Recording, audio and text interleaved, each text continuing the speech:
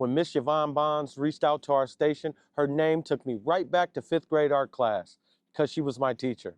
But she wasn't calling to reminisce. She was calling because she felt ignored, because these stacks of leaf piles have been sitting here since early November.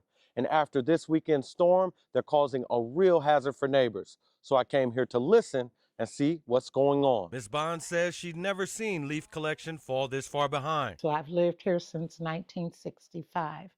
We've never had a problem getting our leaves picked up. She says she called DPW and city leaders to report the leaves, worried about children and elderly forced to step over the slippery leaves and now fresh snow. Every time I tried to call them, the phone would just ring and ring and ring. She's not alone. Her neighbor Shirley says she's also made calls with no clear answer. Usually they come out and get the leaves, but for some reason this year, they didn't even start.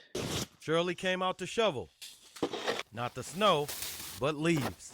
I have to now come and move the leaves and the snow from out in front of my house.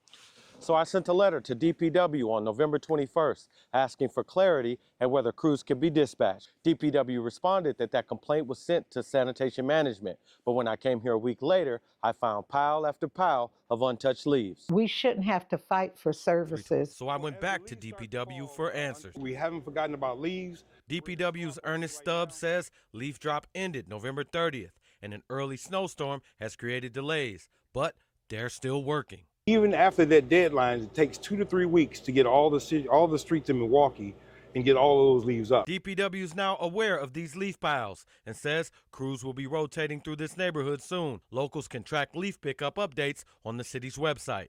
We'll keep checking on this block, and if you have concerns in your area, I want to hear from you. Gideon Verdeen, TMJ4 News.